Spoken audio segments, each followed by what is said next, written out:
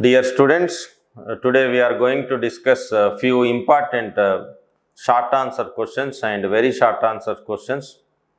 They are very important with respect to your IPE. Today I deal with a topic called vectors.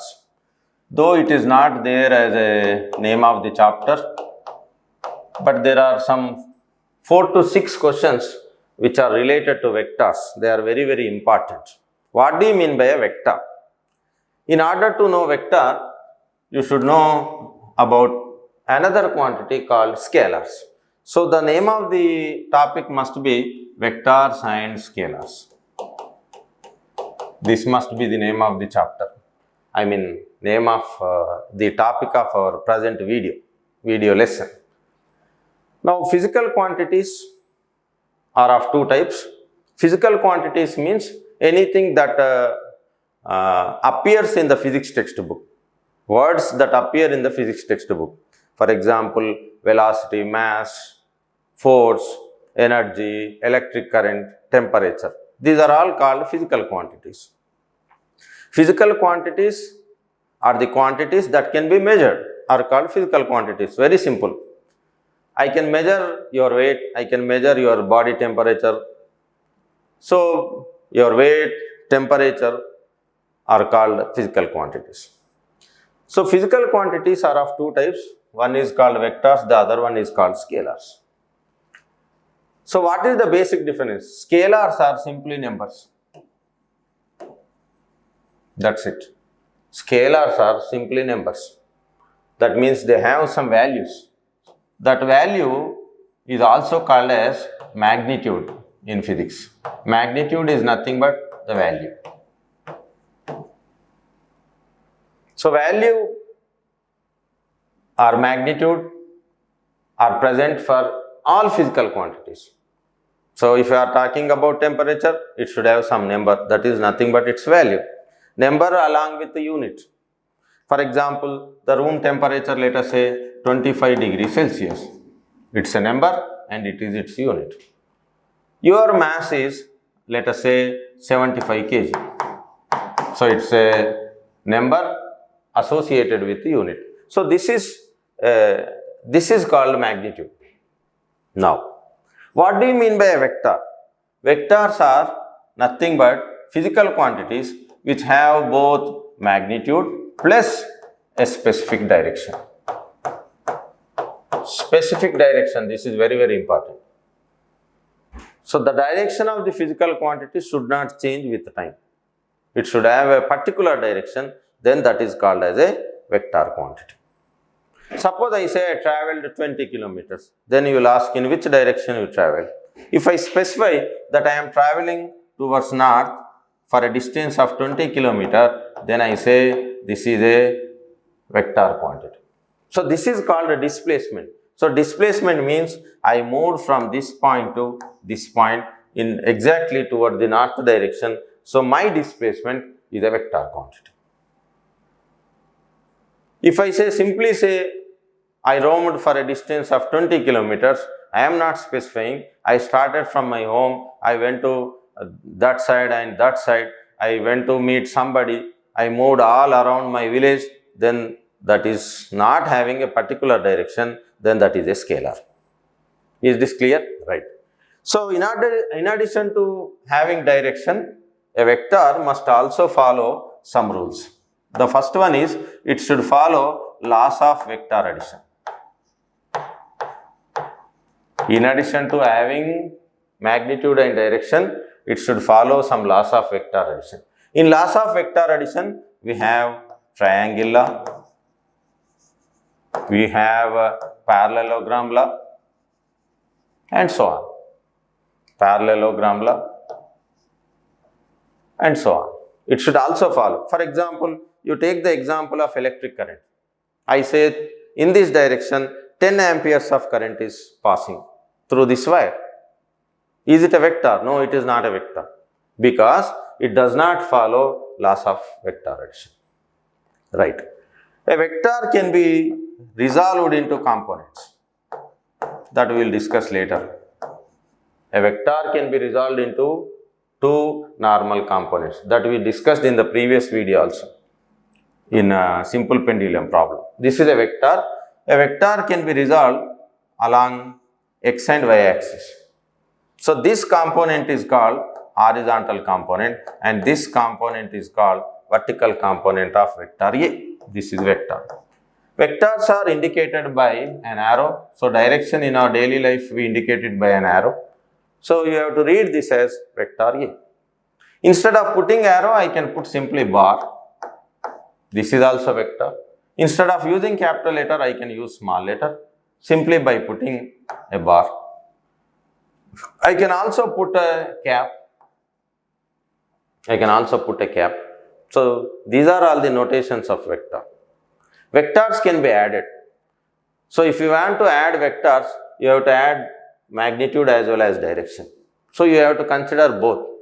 So addition of vectors is simply done by using parallelogram law that we will discuss. That is a 4 marks question. Vectors are of many types. One is called a unit vector, the other one is called null vector, we have position vector and so on. We will discuss all about all these questions. Since it is we are targeting our IP exams, so I am not going in detail. I thought of giving some some important definitions of vectors and scalars. So this knowledge we should have before we enter the questions part, right? Now let us start with a 4 marks question. Define unit vector, null vector and position vector. So this is our question number 1. Define unit vector, null vector and position vector. What do you mean by a unit vector? Simple. A vector whose magnitude is 1 is called as a unit vector. Vector having a magnitude of unity is called a unit vector. Very simple. Suppose this is a vector A. This is vector A. In order to indicate its magnitude, I will put a modulus. We read it as mod A. So when do you say vector A is a unit vector? Its value is 1. If you write this much, you will get some 1.5 mark. So what are unit vectors? Unit vectors are nothing but the vectors whose magnitude is 1. What is the necessary of defining unit vector? When you multiply a unit vector with a number, that number becomes a vector. Are you following? Suppose if I say 100, this is a number. If I multiply 100 with 1 rupee, then it becomes currency. If I multiply with 1 kg, then it becomes 100 kgs indicating mass. If I multiply with something else, 1 pen, then it becomes 100 pens. So this 1 is not changing the value, but it is giving something else, some interpretation. So unit vectors are nothing but allocating direction to a number. I am giving a direction to the number. For example, these are x and y z axis system. So this is x axis, y axis, z axis. So they are not vectors. If I want to convert them into vectors, I have to put an arrow. So I will put an arrow, I will put an arrow, I will put an arrow. What does it indicate? I am starting from the origin O. Suppose the length of this is 10 meter. So I multiply 10 meter with a unit vector, then it becomes a vector. So previously it was a line. Because of addition of this arrow, because of attachment of an arrow, it became a vector. Is it clear? Right. So in general, we take a unit vector I along x-axis, we take unit vector j along y-axis and k along z-axis. So this is x-axis and this is y-axis and this is z-axis, x, y, z. That you should remember. What does it indicate? Mod I is equal to mod j, this is equal to mod k, and this is equal to 1. So we define 3 unit vectors along x, y and z axis respectively. Is this clear? Right. So this is the answer for first part. What do you mean by a null vector? Vector is something like this. This is a vector. An arrow is a vector. Its length is its magnitude. and the particular direction is its direction. So this is called tail, that is the starting point, and this is called tip. So it has got a tail and tip. Now you bring back tip onto the tail. What happens? It reduces and it becomes a point. Previously it was a vector, now it has become a point. So this is called as a null vector. Null vector means the magnitude of a vector is 0, then that is called null vector. Null means 0. Then what is the necessity of defining a null vector when it has got no particular direction? Can you define a direction for nothing? No. For our purposes, we define null vector. Suppose, as I told you, vectors can be added. This is vector A. Add with a null vector, let us say 0 instead of 0, O, vector O. Let us consider this as null vector. Then I have to get the same vector. If I subtract vector A from the same vector A, I should not get 0. 0 is a scalar. In order to convert this scalar into vector, I am indicating it as a null vector. So what is the definition you are supposed to write in this exam? No need to write all these things. In the exam, you are supposed to write a vector whose magnitude is 0 and whose direction cannot be defined, indeterminate. Then that is called as a null vector. Now, what is position vector? So the name itself indicates, it tells about the position. Let us take a coordinate system, x, y, z axis. So there is a point in the xy plane or in xyz plane. Let us say this point is x, y and z. We know. And this is origin. Origin is 0, 0, 0 in 3-dimensional space. If you take 2-dimensional, you have to take only x and y axis. Here I am taking 3 z axis also. Now what is the position of point P with respect to the origin O? So that is given by a vector called position vector. This is called position vector. So OP, now it has become a vector. So this OP is called position vector. The definition of position vector that you are supposed to write in the exam is, it is the vector which tells about the position of a object or a point with respect to the origin in the coordinate system. So OP, so what does it mean? X units on x-axis, y units on y-axis and small z units on z-axis.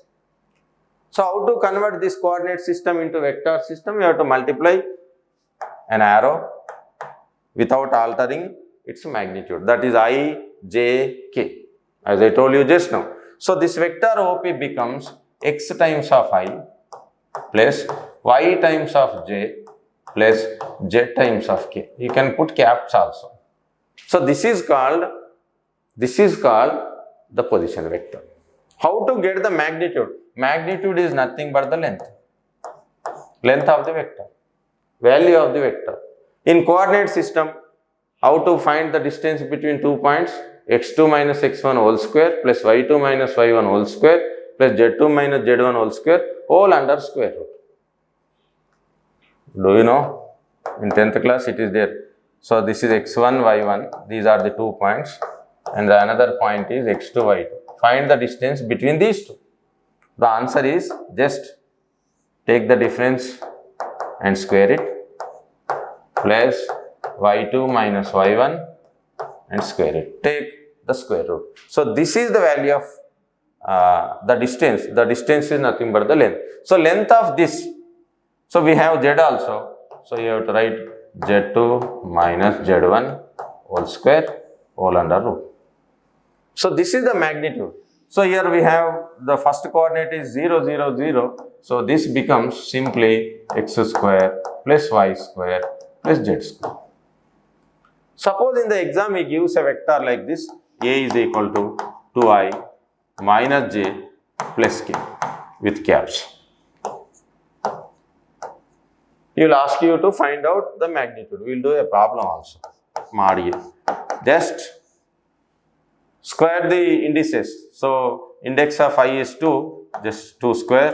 So this is j is -1 whole square, k is only 1. So this is nothing but square root of 4 plus 1 plus 1. 4, 1, 5, 6. So this is root 6 units. That is the value. Value of this vector here. So position vector, what is the definition you are supposed to write? It gives the position, it tells about the position of a point with respect to the origin of the coordinate system. Then that vector is called position vector. Sometimes position vector is also indicated by small r, since it is a radius vector. Why it is a radius vector? You rotate it, you will get a circle. Then it becomes the previous OP now becomes R. So no need to write all these things. Just write the definitions, you will get 4 marks, right? So this is that was a 4 marks question. Our next question is question number 2. State parallelogram law of vectors, derive an expression for the magnitude of the resultant vector. So parallelogram law of vector is nothing but addition of 2 vectors. Addition of 2 vectors. If you add 2 vectors vectorially, that is pictorially, that means you have to draw the diagram. I am taking 2 vectors P and Q. If 2 vectors are represented by the 2 adjacent sides of a parallelogram, if 2 vectors in magnitude and in direction are represented by the 2 adjacent sides of a parallelogram drawn from the same point O, then their resultant is on addition of these 2. The vector that you get is called resultant vector. The resultant is indicated by vector R, which happens to be along the diagonal of the parallelogram. This is parallelogram law of vectors. I have 2 vectors P and Q. The resultant is R. So this law says you will get the magnitude as mod R is equal to under root P square plus Q square plus 2PQ cos theta. If I am not putting any bar or arrow over the letter, that indicates magnitude. This you have to derive. So if you derive this, you will get 4 marks. State parallelogram law of vectors, derive an expression for the magnitude of the resultant vector. This is very much useful in doing problems. I will give an example for parallelogram law in our daily life. So this is an arrow and bow, you know. So I am pulling it downwards. So 2 forces are acting and these 2 forces are called tensions. Tension 1, tension 2. Suppose they are equivalent. Then the resultant is this one. I am pulling it backwards. So 2 forces are acting in these 2 directions. Because of these 2, this will move in this direction. The another example is there is a car which is not moving. The engine is struck. So it is immobile on the middle of the road. Then what I do? So I tie 2 threads in these 2 directions. I ask 2 people to move, pull it on this side, to pull it on that side. In which direction it will move? The car has to move in this direction. So this will become the diagonal and these are the 2 adjacent sides. Here the adjacent side, this is 1 and this is 2. The resultant is that. Are you following? So this will become a parallelogram law. This is the nothing but the application of parallelogram law. You can see one more also. This is, you might have seen catapult. It is called catapult. So they take a Y-shaped, what do you call, stick, and they attach 2 rubber bands to it. They use a small stone, a pebble. You might have played it with this. So this stone will move in this direction. So it will go along the direction of the diagonal of the parallelogram. Are you following? So these are the applications of parallelogram law that we will do now. So I have 2 vectors. This is vector P and this is vector Q. Two vectors are equivalent if they are parallel. That means their directions are same, their lengths are also same. If this is Q, so I can draw one more Q here. This is also Q. If this is P, this is also P. So this is a parallelogram. I want to use Pythagoras theorem. So in order to use Pythagoras theorem, I should have a right angle triangle. For that purpose, I extend this and I draw a foot perpendicular. Now this becomes a right angled triangle. So for this right angle triangle, the angle is 90 degrees. If the angle between these two vectors is theta, even this is also theta. There are two right angle triangles. This one is the smaller one and this one is the bigger one. So this is the resultant. So this is the bigger one. How many right angle triangles are there? I will show in the diagram. See, this is one right angle triangle. This I obtained on the extension of two sides, and the second one is this one. These are the two right angle triangles. I use Pythagoras theorem, very simple. If I use Pythagoras theorem, I can derive the resultant, expression for the resultant vector. Is this clear? Right. So we have to derive. So first I consider triangle ABC. Triangle ACD. So from triangle ACD, I can define sin theta. Sin theta is opposite by hypotenuse. So if this is Q, this is also Q. So opposite is CD divided by hypotenuse is mod Q. So from this, I can get the value of CD as CD is equal to mod Q sin theta. So from where I got this mod Q sin theta? From here. From the definition of sin theta. The another one is from the definition of cos theta. You should be knowing all these trigonometric ratios. Cos theta is adjacent side. Adjacent is AD. By hypotenuse is AC. AC is nothing but Q. So from this, I can write AD is equal to Q cos theta. So directly after drawing the diagram, you can write Q cos theta here, Q sin theta over there. Since it is a very long derivation and it carries only 2 to 3 marks, 2 marks only. For definition 1 mark, for drawing the diagram 1 mark, for the derivation part 2 marks. So no need to write all these things. Straight away you can write. So in the diagram, I am showing one is Q cos theta, the other one is Q sin theta. Now I use Pythagoras theorem for the bigger triangle, bigger right angle triangle, that is OCD. So apply Pythagoras theorem. So according to Pythagoras theorem, the square of this, that is OC square, the square of the diagonal is equal to the sum of the squares of the base and height. So base is what? O2D. So that is OD square plus, and that is CD square. Straight away in the exam, draw the diagram and write as it is, what I am writing. So what is OD? OD is equal to OA plus AD whole square. Plus, what is CD? CD is Q sin theta whole square.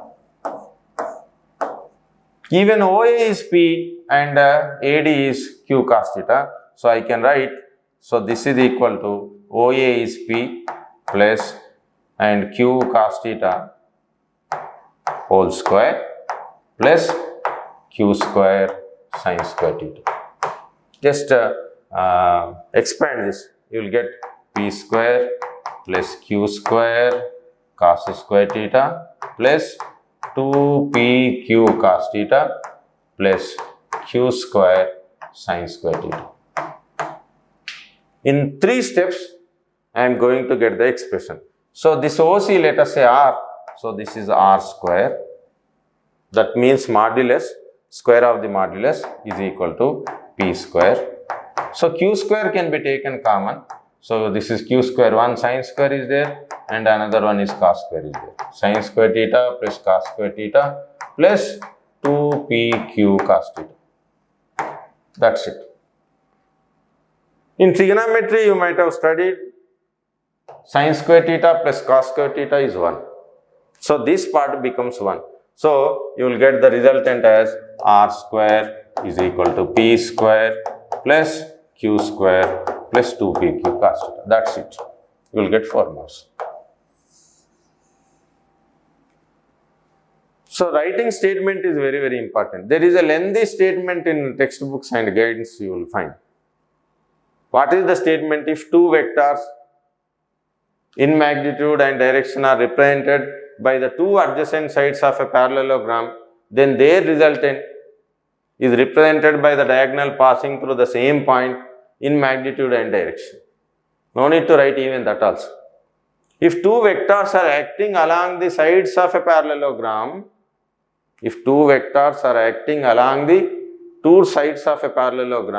then their resultant will definitely act along its diagonal. That's all. Even if you write that also, that is 100% correct. You will get 4 marks. So this is the question number 2. 4 marks, very, very important question. And let us go to the third question. So question number 3. In order to deal with the question number 3, you should know some more properties of vectors. As I told you, vectors can be added, vectors can be subtracted, vectors can also be multiplied, like numbers. Suppose there are two vectors, vector A and vector B.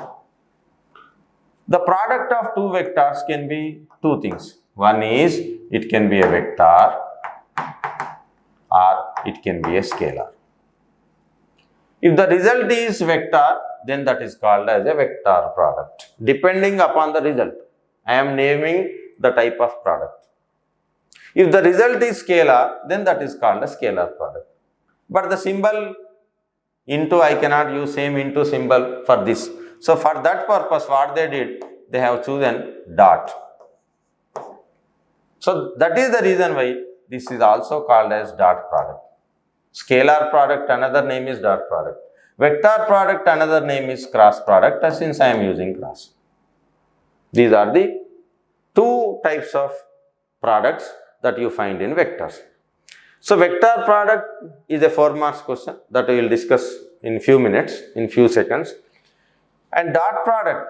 So dot product of two vectors is A dot B is equal to mod A mod B cos theta. That you have to remember. Mod A is a number, mod B is a number, cos theta is a number. Number multiplied number, once again multiplied with number, you will get a number. Number is a scalar. So the result is scalar. Since result is scalar, it is called as a scalar product. I make use of this for answering this. Very simple, right? So A plus B is nothing but parallelogram law. Two vectors are represented by the two sides. So one is A and another one is B. The resultant is given by under root A square plus B square plus 2AB cos theta. This is one. And even this is also, subtraction is nothing but addition in vectors. See, A plus B. This is addition, no? This is addition. Now, suppose this is a vector, vector A. If I reverse it without changing its value, then this is called minus A. When the direction is reversed, that is called as a negative vector. Now, what do you mean by A minus B? A minus B is nothing but A plus of minus B. So, it is nothing but once again an addition. So, this can be written as, suppose this is vector A and this is vector B. How to add?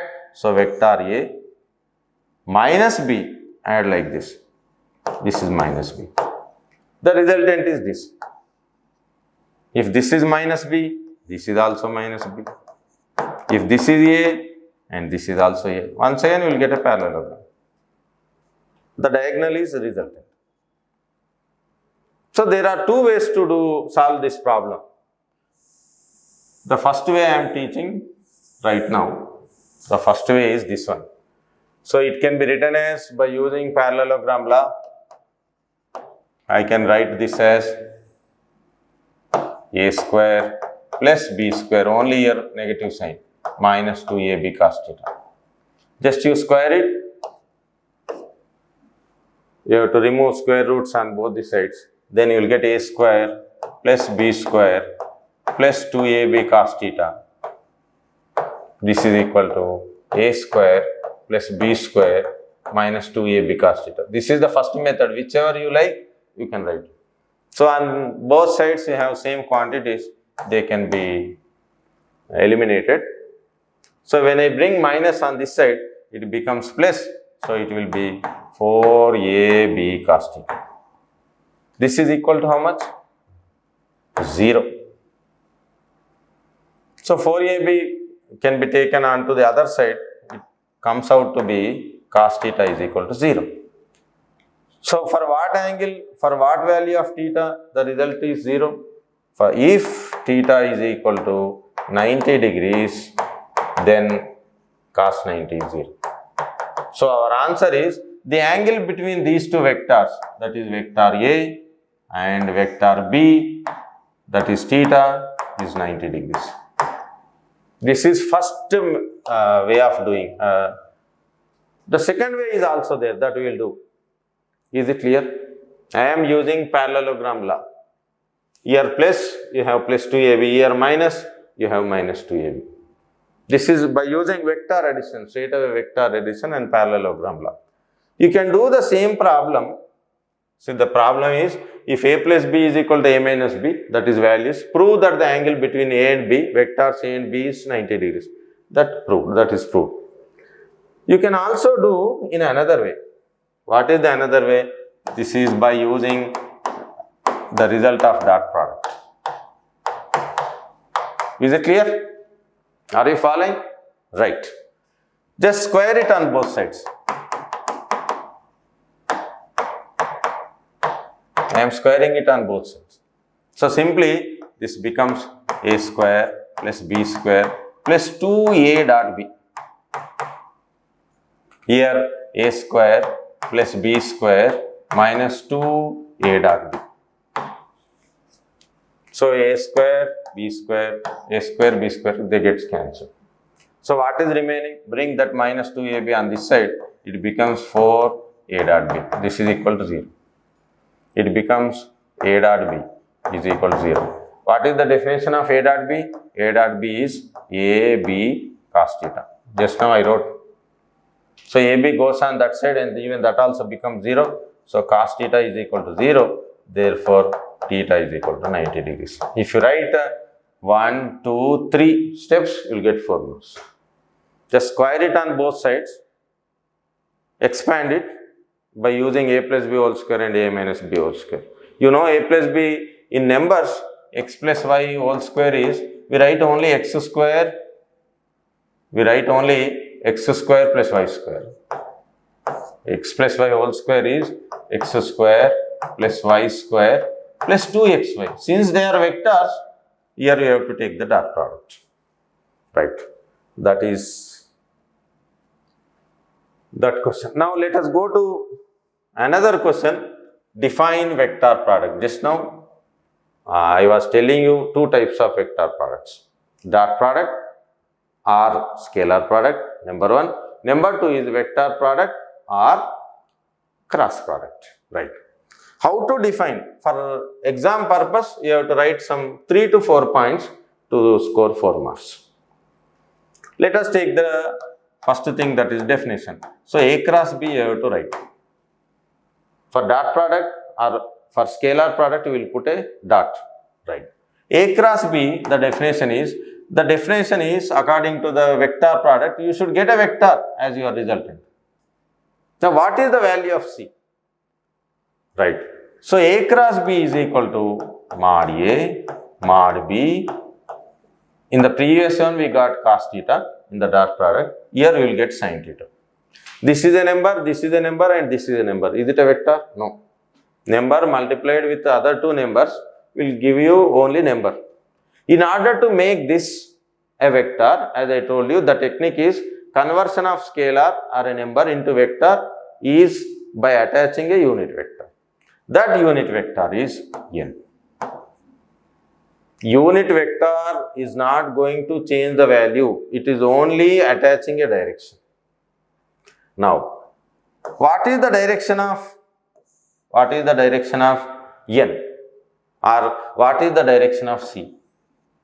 The direction of n is nothing but the direction of C. C is the resultant.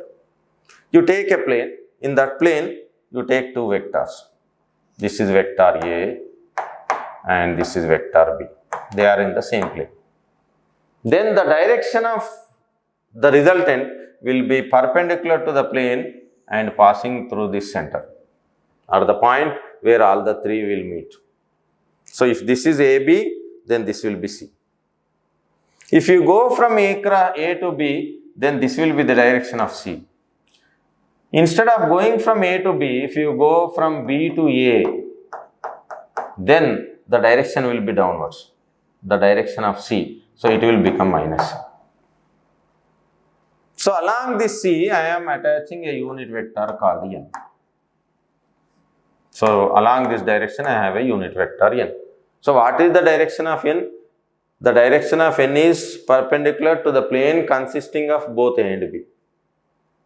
And the resultant vector C is passing through the point of intersection of both A and B. This is plane in which I have A and B, and this is the direction of C. So this is called right hand screw rule. If you rotate your thumb from A to B, then the screw will go into the board. So that is the direction of C.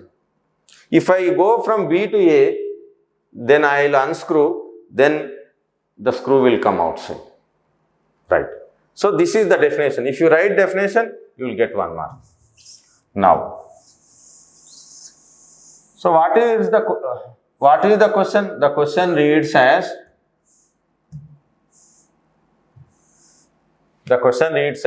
define vector product. How to define vector product?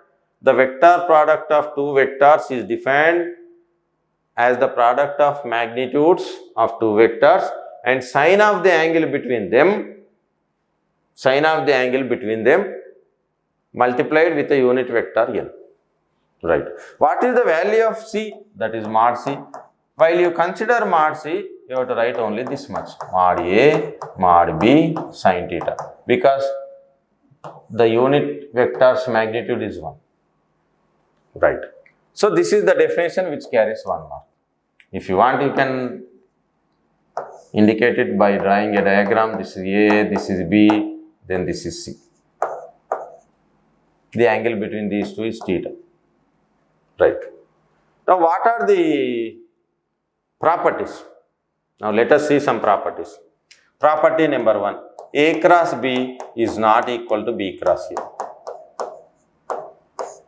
Commutative law is not followed. Just now I told you, A cross B is equal to C, B cross A is equal to minus C. They are not equal. Number 1. Number 2.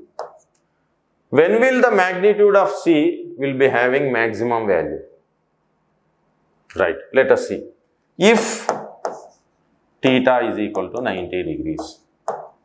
You know that sin 90 is 1. When sin 90 is 1, then A cross B will become A cross B, that is the magnitude will become mod A and mod B. This is the highest value, maximum value. Is this clear? Right. Next. The third one, if theta is equal to 0, then cross product vanishes.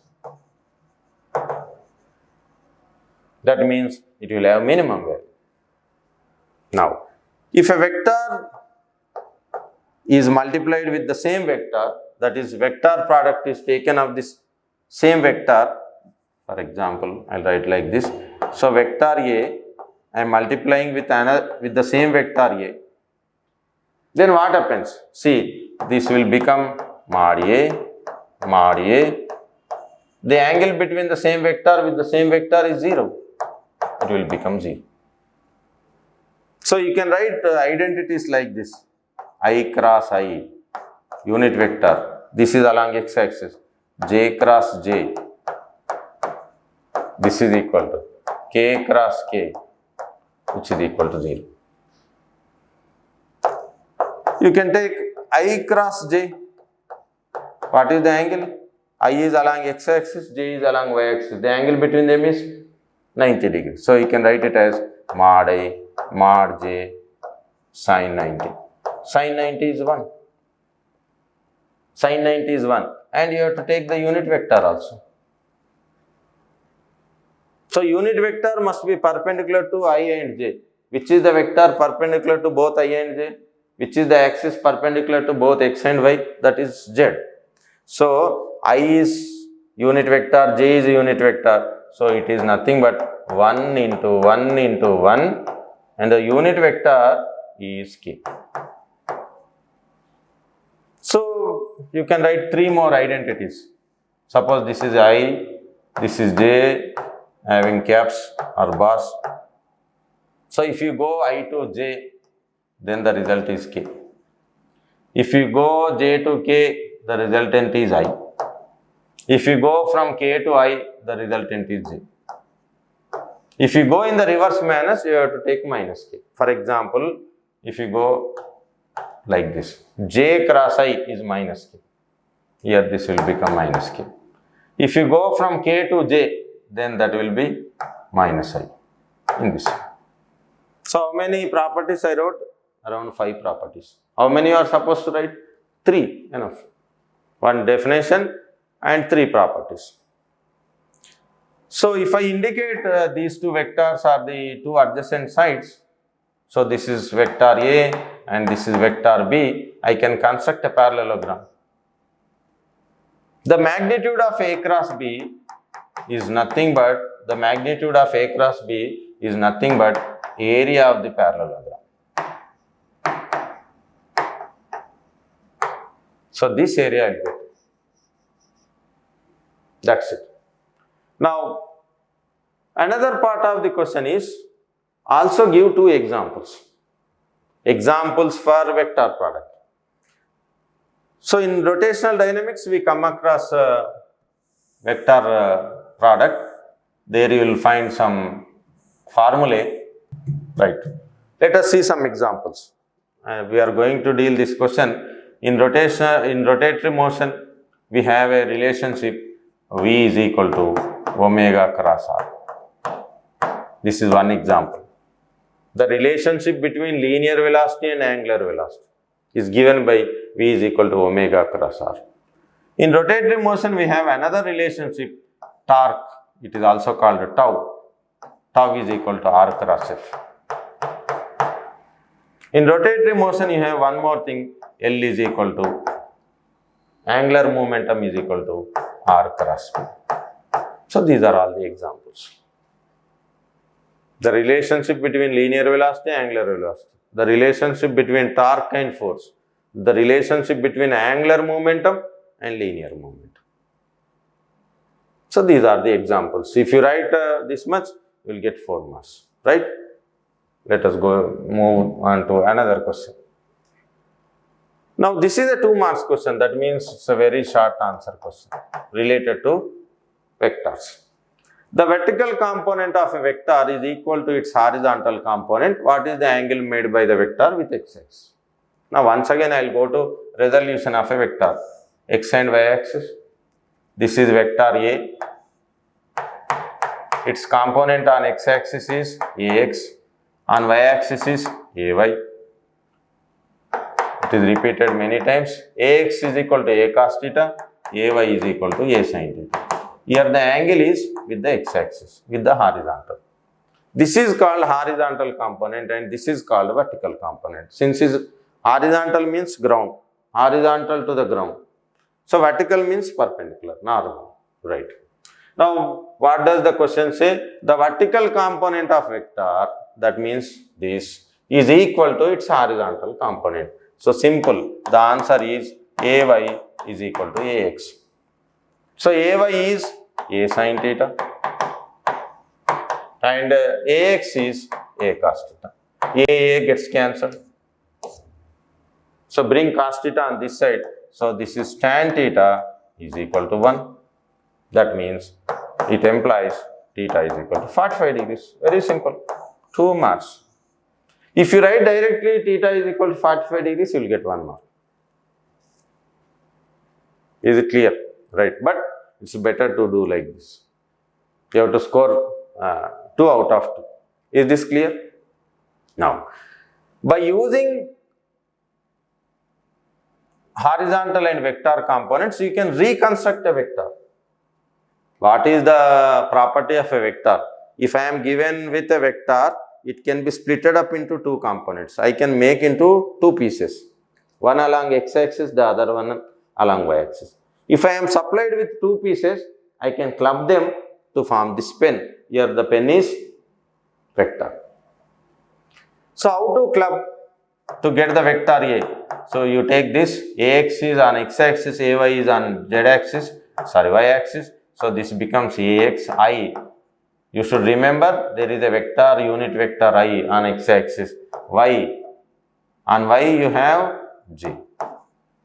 So I am reconstructing the vector. So A is equal to Axi plus Ayg. This is the reconstruction of the vector when I am supplied with its parts. That means 2 components, normal components, vertical component and horizontal component. Is this clear? Right. So from this I can also conclude that tan theta is equal to Ay by Ax. Is this clear?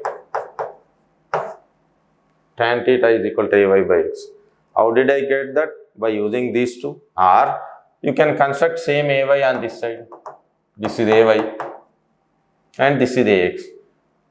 Take the definition of tan theta. Tan theta is opposite. Opposite is Ay by adjacent. Adjacent is Ax. That's it. So this is useful to find angle theta between 2 vectors. That we will see in the next problem. So we'll go into the next problem.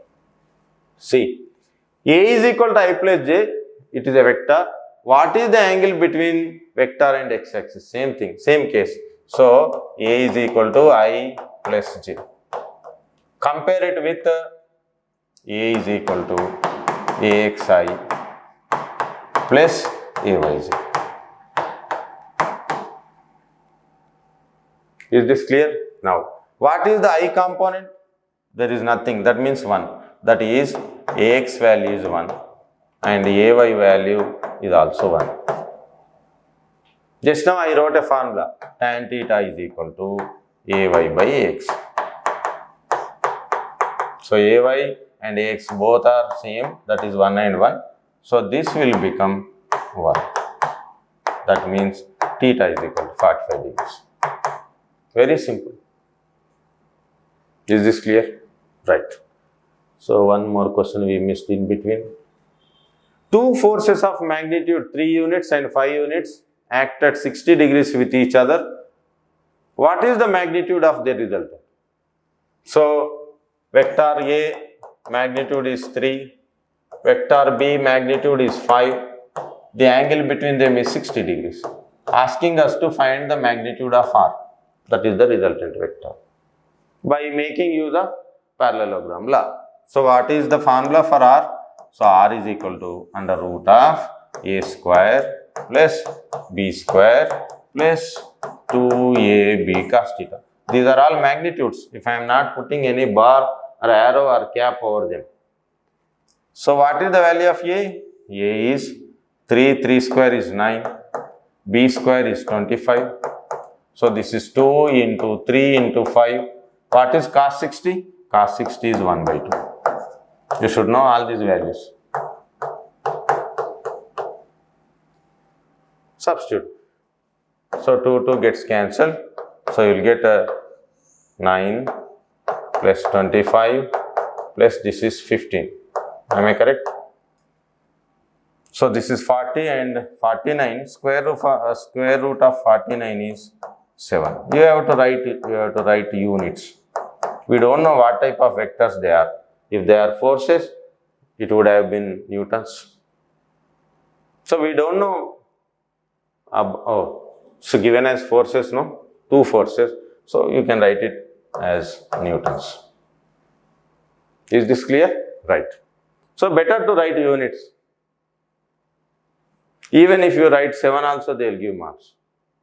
Since it is a very short answer question. Right. Let us move on to another 2 marks question.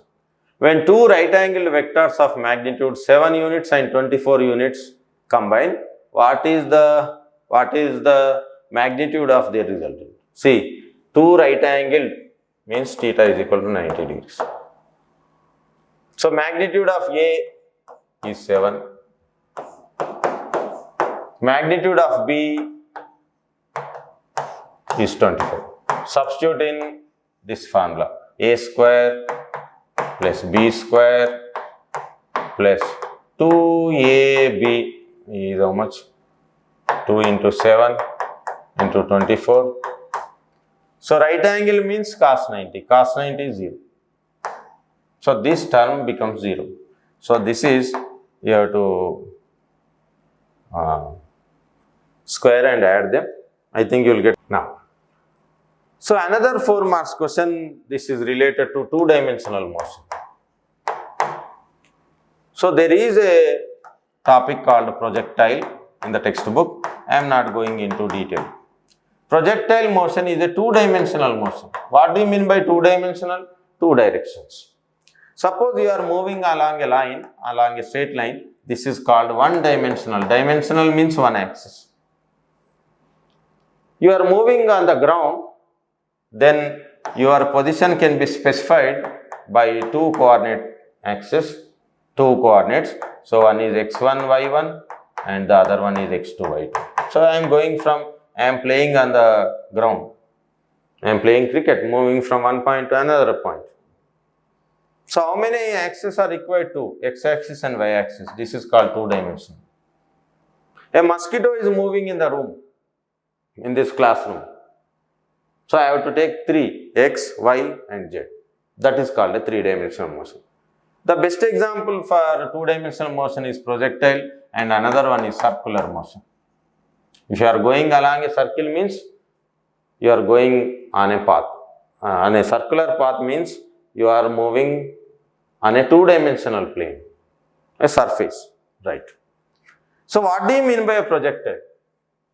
Show that the trajectory means path followed, in which path it is going. An object thrown at certain angle with the horizontal is a parabola. So what is the definition of projectile? This is the horizontal, this is the ground. I am throwing something not vertically upwards. So this is my y-axis. I am not throwing the stone vertically upwards. We throw in our daily life something like this. We throw upwards like this. Will it go into infinity? No, because there is a gravitational attraction. Because of the gravitational attraction, because of the pull, slightly it moves and falls on the ground. It digresses from its path and it is following this path. This path is called parabolic path. In mathematics, we have circles, we have elliptical orbits, we have parabolic paths, we have hyperbolic paths. So this is called a parabola. Mathematically, you have to prove that if I throw a stone making an angle theta with the ground with certain velocity u, if I throw this stone upwards with a velocity u, then it follows this path. So this is called projectile. Suppose you hit a sixer, that is a projectile. Or the fielder holds the ball and throws it back to the keeper, that also follows projectile motion. Is this clear? Right. So no need to define projectile, so that the trajectory of an object, your object is stone thrown at certain angle making an angle theta. This angle should not be equal to 90 degrees. Then in that case, then that is not a projectile. That is vertically projected, and vertically projected one comes back along the same path. That is a straight line path. That trajectory is a straight line. Other than 90 degrees, it can be more than 90 degrees also. Are you following? Right. So that will derive. Right. So I draw x and y axis coordinate system. I am throwing something upwards. Will it go upwards? No. Because of the gravitational attraction, it falls back. So this u is the initial velocity and this is angle theta with the horizontal. U is a vector. That is the reason why I am drawing a bar on it, over it. So it can be resolved into two components, one along x-axis, the other one along y-axis. So this will become ux, this is equal to u cos theta. And this will be uy, that is equal to u sin theta. Why it is called two-dimensional? While the stone is moving, its positions are changing both along x-axis and along y-axis. Simultaneously, its position is changed on both x and y axis. That is the reason why it is called two-dimensional motion. Is it clear? So, for this purpose, I have to consider motion along x-axis and motion along y-axis. Now, you should remember only one force is acting downwards, that is gravitational attraction. No force is acting along x direction. When there is no force, no acceleration. When there is no acceleration, velocity is constant.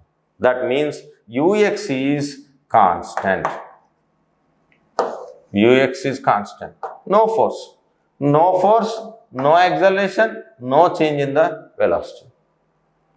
There is acceleration along the y direction. So, there is a force, there is a change in the velocity. So, velocity, that means uy, the value of uy gradually decreases. At this peak, uy becomes 0. Once again, it increases while it is falling down. Is this clear? Because of acceleration due to gravitational attraction. The velocity component along y-axis gradually decreases and becomes 0. Then, in the reverse manner, it increases. So, no acceleration along x-axis, acceleration is acting along y-axis. Is this clear? Right. You can see this diagram. Is it clear? Right. Now, I consider the motion along x-axis. As I told you, you have to consider two motions on two axes, that is x and y. I use the formula s is equal to ut plus half at square. This is the second equation of motion. Along x-axis at some time, let us say the distance travelled is x, and along y-axis, the distance travelled is y at a particular instant of time. So, since I am considering along x-axis, the displacement is x. So, initial is uxt. Since there is no acceleration, this term is 0. No acceleration along x-axis. Here a is equal to 0. Along this, a is equal to minus 0. Gravitational pull downwards. Right. Now, this is x. X is equal to what is the value of ux? U cos theta times t. So, from this, I can write t is equal to x by u cos theta. This is the equation number 1. I am getting an equation from the motion of x-axis, the motion of the object along the x-axis, right. Now, I consider the second part, the motion along y-axis. You have to write you have to write separately motions along x-axis as well as along y-axis. Now, I use the same formula, s is equal to ut plus half at square. What is the displacement along y direction? Let us say y. Y is equal to, here the velocity component is uy t plus, instead of a I have to write minus g, this is t square. Is this clear? Right. This is y is equal to uy is u sin theta. This is u sin theta. U sin theta t minus half gt square. Now, what is the value of t? You substitute t here. So, this is u sin theta x by u cos theta. So, u gets cancelled, minus g by 2, t square is nothing but this x by u cos theta whole square. So sin over cos is called tan theta. Simple mathematics. So tan theta times x. So on this side I have y. Tan theta times x minus g by 2u square cos square theta times x square. Simple mathematical jugglery. Is this clear? I am taking x-axis part, getting t value, substituting that in the y-axis part. Now, theta is constant. It is not changing. Once I fix the value of theta, once I throw something with certain velocity u, its value remains constant. So, theta is constant, u is constant. So, this term is a constant and this term is a constant.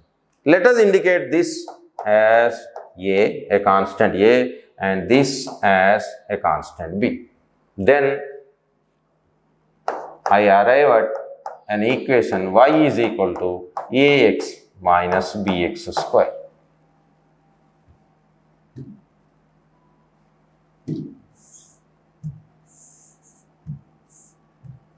Right, I can write once again y is equal to ax minus bx square. In mathematics, this is the equation of a parabola. So mathematically, it indicates parabola.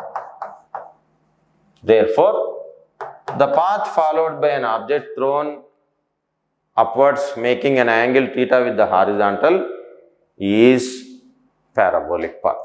Is this clear? If you derive this, you will get 4 marks. This is also an important question. So in all these questions, you